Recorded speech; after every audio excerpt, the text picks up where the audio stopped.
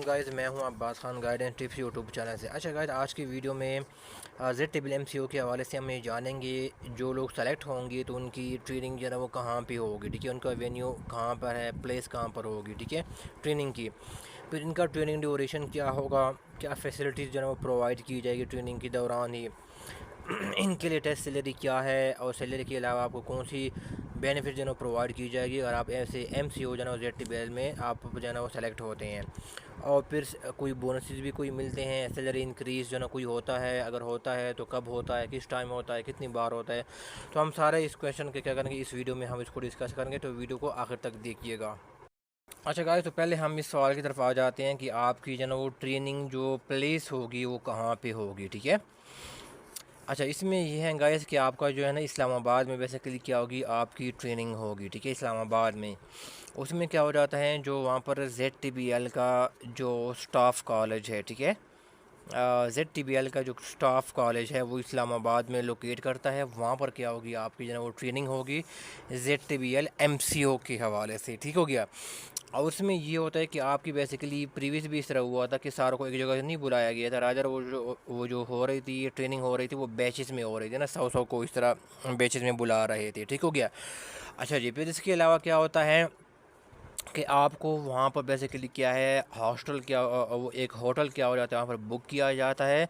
और फिर क्या होता है, वहाँ पर आपका जो है वो स्टे होता है। जैसे प्रीवियस बैचेस थे ना, उनके अंदर जो है वो जैसे इस्लामाबाद में जो रमादा वो होटल है ना, उनको जो है वो बुक किया गया था। वहाँ पर जो है वो जो MCOs थे उनका वहाँ पर क्या होता है, वो स्टे हुआ था, ठीक है। तो एक तो ये हो गया। अच्छा जी, दूसरी बात ये है कि आपका जो हॉस्टल में स्टे होगा तो वहाँ पर बेसिकली क्या किया जाता है, आपको क्या हो जाता है, लॉजिंग, ठीक है ना, लॉजिंग एंड बोर्डिंग फैसिलिटी क्या हो जाती है, दोनों क्या हो जाते हैं, वो दी जाती है, ठीक है। बोर्डिंग का मतलब ये कि आपको फूड भी दिया जाता है, खाना दिया जाता है, और लॉजिंग का मतलब ये कि ये है कि आपको जो है ना वो स्टे क्या हो जाता है, प्रोवाइड किया जाता है। वो दोनों क्या हो जाती है, ये फ्री ऑफ कॉस्ट होती है, ठीक है ना। बहुत क्या हो जाती है और फ्री ऑफ कॉस्ट, कोई भी पैसे आपसे चार्ज नहीं किए जाते, ठीक है। ये सारा ZTBL क्या करता है, वो बेयर करता है आपके हॉस्टल के एक्सपेंसेस और आपके जो है ना वो जो आपका जो है ना वो फूड की जो एक्सपेंसेस है वो सारी जो है ना बोर्डिंग की एक्सपेंसेस वो सारा वो बेयर करती है, ठीक है। अच्छा जी, दूसरी बात ये है कि आपको जो ज़ाहिर है आपका जहाँ पर ट्रेनिंग सेंटर है ना, जहाँ पर आपका स्टाफ कॉलेज है और आपका जो होटल है वहाँ पर भी ट्रांसपोर्टेशन चार्ज होता है। तो वो ट्रांसपोर्टेशन भी क्या करता है, ट्रेनिंग सेंटर होटल से लेके ट्रेनिंग सेंटर तक, तो वो भी क्या हो जाता है, वो आपका जो ट्रांसपोर्टेशन फैसिलिटी है वो भी क्या करते हैं, ZTBL ही आप लोगों को जो है ना ये प्रोवाइड करता है, ठीक है। तो ये चीज़ क्या करें, आप माइंड में रखें क्या। और दूसरी बात है कि मैं जो भी इंफॉर्मेशन दे रहा हूँ ये फ़र्स्ट हैंड क्या है, वो इन्फॉर्मेशन है। जो बंदे वहाँ पर काम कर रहे हैं, मेरे बहुत सारे स्टूडेंट्स हुए हैं प्रीवियस बैचेज़ में, ठीक है। तो उनसे जो है ना ये मैं इंफॉर्मेशन लेके आप लोगों के साथ जो है ना वो शेयर कर रहा हूँ। ये अथेंटिक है और एक्चुअल इन्फॉर्मेशन है, ठीक है। मैं अपने से कोई भी चीज़ शेयर नहीं कर रहा। दूसरा बात यह है कि आप अपने होम से क्या करते हैं, जब आप स्टाफ कॉलेज जाते हैं ना, और स्टाफ कॉलेज आप यहाँ पर जाते हैं, मतलब इस्लामाबाद आप जाते हैं, ठीक है। तो वहाँ पर आपका जो है ना वो क्या हो जाता है, TA जो DA होता है, ठीक है, TAD होता है, TADA, ठीक है। तो वो भी क्या करता है, वो ZTBL बाग में जो आपको जो सैलरी मिलती है ना, उस सैलरी के अंदर क्या करता है, उसके अंदर उनको जो ना वो इंक्लूड करके जो ना वो देता है, ठीक है। तो इवन आपको जो ना TADA भी क्या करता है, आपको जो ना वो प्रोवाइड की जाती है, ठीक है। और प्रीवियस जो स्टूडेंट्स हुए हैं उनको भी क्या कहता है, अपनी सैलरी में उनको जो ना वो रीइम्बर्स किया गया था, ठीक है। जितना भी आपका जो ना वो आता है किराया वगैरह आता है, ठीक है, स्टाफ कॉलेज तक आने के लिए घर से। अच्छा जी, ये तो हमने सारा कर दिया है, पहला सवाल हमने कर दिया है, ठीक है। ट्रेनिंग वैल्यू हो गया, फैसिलिटीज़ भी इसके अंदर इंक्लूड हो गया, ठीक है, ये भी मैंने डिस्कस कर दिया है। अब दूसरा आ जाता है कि आप लोगों की जो ना वो ट्रेनिंग जो ड्यूरेशन होगा वो कितने का होगा, ठीक है ना। अगर आप ZTBL में MCO सेलेक्ट होते हैं, ठीक है, तो इसमें ये होता है कि कुछ जो प्रीवियस बैचेस थे उनके जो है तकरीबन 1 वीक क्या था वो ट्रेनिंग हुआ था, ठीक है ना। लेकिन अभी जो रिसेंट जो प्रीवियस बैचेज हुआ था उनका बेसिकली क्या हुआ था, उनका 2 वीक्स क्या था वो ट्रेनिंग हुआ था, यानी 14 डेज़ क्या हुआ था वो ट्रेनिंग हुआ था। लेकिन उससे जो पिछला बैच था उनका 1 वीक का क्या हुआ था, वो ट्रेनिंग हुआ था स्टाफ कॉलेज जो है ना इस्लामाबाद में, ठीक है। तो आप क्या करें, ये 2 वीक्स क्या करें, आपका 1 वीक भी हो सकता है या आपका 2 वीक्स भी हो सकते हैं, ठीक है। तो ये चीज़ें क्या करें, दोनों आप क्या करें माइंड में रखिएगा, ठीक है। और इसमें ये था कि संडे जो हुआ करता था वो रेस्ट डे हुआ करता था, ठीक है, वो रेस्ट डे हुआ करता था, ठीक है। और जो सैटरडे हुआ करता था वहाँ पर जो है ना वो आपको जो है ना किसी पिकनिक के ऊपर क्या होता है, आपको जो है ना वो ले जाते थे, ठीक है। जैसे प्रीवियस जो बैचेस थे कुछ जो गुजरे हैं उनको जो है ना कहीं मरी पे क्या होता है, मरी के टूर पे जो है ना उनको ले जाया गया था, ठीक है। सैटरडे को, इतवार की छुट्टी होती है, और बाकी जो डेज होते हैं वो सारा आपकी ट्रेनिंग होती है, ठीक है। तो ये आप माइंड रखेगा, आप एक वीक भी हो सकती है, 2 वीक्स के ऊपर भी कंसिस्ट हो सकती है। और बाकी ये संडे रेस्ट होता है, और सैटरडे जो होता है वो कहीं पे आपको जो है ना वो विज़िट के लिए जो है ना वो लिया जाता है, ठीक है, पिकनिक के लिए। तो स्टाफ कॉलेज में आपका जो स्टाफ कॉलेज होता है वहाँ पर आपको लोगों को बड़ा ही रिस्पेक्ट जो है ना वो दी जाती है। और इवन जो प्रीवियस बैच हुआ था ना वहाँ पर जो ZTBL का जो प्रेसिडेंट है, ठीक है, वो खुद क्या किया था, वो आया था ना, उन्होंने खुद विज़िट किया था ना। और वो जो नई न्यूली सेलेक्टेड जो होते अपॉइंटेड हुए थे MCOs, उनके साथ भी उसने खुद क्या किया था, मुलाकात की, तो खुद वो जो है ना उनके साथ मिला था, ठीक है। तो यहाँ पर आपको बड़ा रिस्पेक्ट जो है ना वो दी जाती हैं। बाकी सारी चीज़ें आपकी जो है ना वो फ्री होती हैं और आप जो है ना वो चिल करते हैं, ठीक है, और साथ साथ ट्रेनिंग में भी चीज़ें लर्न करते हैं, ठीक हो गया। अगर हम इसकी सैलरी की बात करते हैं ना तो मैं इनको 2 हिस्सों में डिवाइड कर देता हूँ। पहले हो जाते हैं जो ऑपरेशन में काम कर रहे होते हैं ना, जैसे EMO हो गया, फ़ीमेल को एज EMO क्या होता है, उनको अपॉइंट किया जाता है वहाँ पर ऑफिस के अंदर ही, ठीक है। और बाकी जो MCOs होते हैं वो तो फील्ड विजिट ही जाते हैं, तो मैं इसको 2 कैटेगरीज में इसको डिवाइड कर लेता हूँ, ठीक है। उसमें क्या होता है, सबसे पहले हम MCO की बात करते हैं कि आप लोगों की जो है ना वो बेसिक जो है ना वो क्या होगी, जो आपकी बेसिक सैलरी होगी वो गाइस क्या होगी, वो आपकी 28,000 होगी, ठीक है। और फिर क्या है, अगर इसमें एक होता है कंपनसेटरी, ठीक है ना, कॉम्पेंसेटरी, ठीक है ना, ये अलाउंस आपको क्या क्या होता है वो लगता है, ठीक है ना, वो क्या हो जाता है 17K क्या होता है वो आपको लगता है, ठीक है। तो EMO में भी क्या हो जाता है, आपकी जो बेसिक सैलरी होती है वो 28K होती है। कंपेंसेटरी अलाउंस भी क्या हो जाता है वो आपका सिमिलर 17K क्या हो जाता है आपको जो ना वो लगता है, ठीक है। अच्छा जी, फिर इसमें क्या हो जाता है, एक होती है कि आपको जो ना एक सैटरडे अलाउंस लगता है, ठीक है ना, सैटरडे, अगर आप सैटरडे को काम करते हैं ना सैटरडे अलाउंस, तो वहाँ पर भी क्या हो जाता है आपको वो पैसे जो ना वो दिए जाते हैं, ठीक हो गया। तो MCO को क्या है जना, वो सैटरडे अलाउंस जना वो 1000 रुपया क्या किया जाता है वो दिया जाता है, ठीक है। अगर आप महीने में 4 दिन काम करते हैं, 4 सैटरडेज जाते हैं, तो आपको जना वो 4000 रुपया जना वो सैलरी में जना वो दी जाती है, ठीक हो गया। तो अगर हम इसको ऐडअप कर लेते हैं, इनको अमाउंट को ऐडअप कर लेते हैं, तो ये क्या हो जाता है, इनिशियल जो आपकी सैलरी बनती है इनिशियल, वो क्या है 49 क्या हो जाती है आपकी जना वो बनती है, ठीक हो गया, यानी नियरली 50 आप कह सकते हैं, ठीक है। अच्छा जी, इसमें एक चीज़ और होती है कि उनको जना बेसिकली एक इसको एक और दिया जाता है कि 60 लीटर पेट्रोल जना वो दिया जाता है, ठीक है ना, ये 60 लीटर्स पेट्रोल जो ना वो दिया जाता है, ठीक है ना, फील्ड विजिट के लिए। और मोटर बाइक भी क्या हो जाता है, और जो बाइक होती है वो भी क्या हो जाती है उनको प्रोवाइड की जाती है, ठीक है, जो MCOs को। तो इसके अलावा अगर आपके जो कोई पेट्रोल के बाद में कोई पैसे रह जाते हैं, बच जाते हैं, तो फिर क्या है वो आप सैलरी में जो ना वो आप ऐड कर सकते हैं, ठीक हो गया। तो ये है, तो आपकी सैलरी में ज़्यादा भी हो सकती हैं, ठीक है, अगर आपका पेट्रोल के पैसे कुछ जना बच जाते हैं, ठीक हो गया।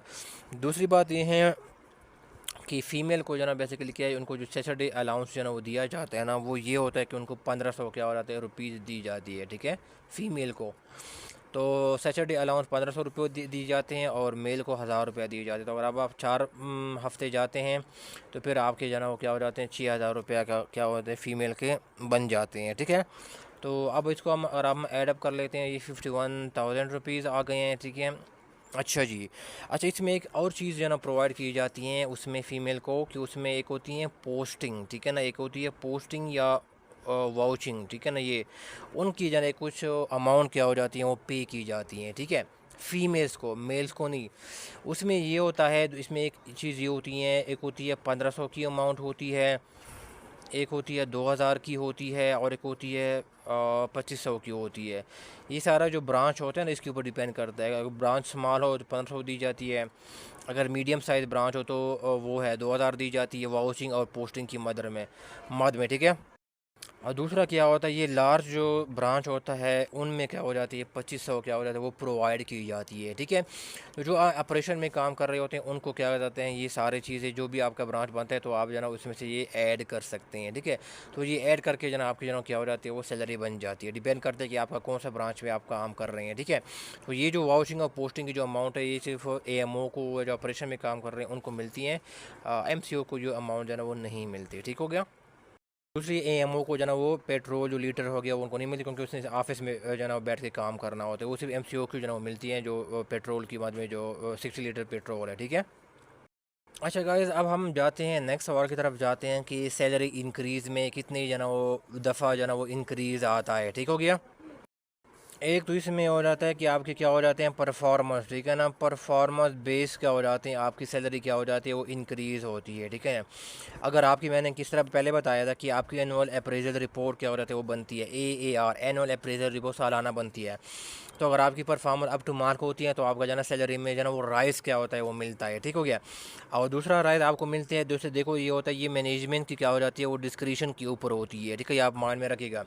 अब अगर मैनेजमेंट ये समझती हैं कि इन्फ्लेशन जो है ना बहुत ज़्यादा है, ठीक है ना, और बाकी जो बैंक्स है वो भी क्या कर रहे हैं, उनको राइज दे रहे हैं, बाकी जो फाइनेंशियल इंस्टीट्यूशन है, तो फिर अगर वो समझते हैं तो फिर क्या करते हैं, मैनेजमेंट भी क्या करता है, सैलरी में जो ना वो राइज जो ना वो दे सकते हैं, ठीक है। मेनली क्या 5% होती है, 10% होती है, मैक्सिमम जाएँ तो 15% होती हैं, ठीक है। ये बस ये इतना ही जो ना उसकी सैलरी में जो ना वो राइज होती है, लेकिन वो क्या है, वो मैनेजमेंट की डिस्क्रिशन के ऊपर जो ना ये बात होती है, ये आप माइंड में रखिएगा, ठीक है।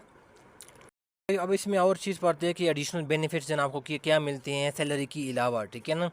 तो एक जो होते हैं सेल्फ हॉस्पिटलाइजेशन एंड डिपेंडेंट, ठीक है ना, आपकी जो ना वो फादर है, मदर है, ठीक है ना, पेरेंट्स है आपके, उनको जो ना वो मिलती है फ्री हॉस्पिटलाइजेशन जो ना वो मिलती है, ठीक है ना। तो ये भी अच्छी जो ना वो फैसिलिटी है कि आपको जो ना वो फ्री हॉस्पिटल की सहूलत मिलती है, जो उनकी अप्रूव्ड हॉस्पिटल होते हैं वहाँ पर जो ना अपना इलाज करवाते हैं, या फिर आपको जो ना वो पैसे रिम्बर्स कर लिए जाते हैं, ठीक हो गया।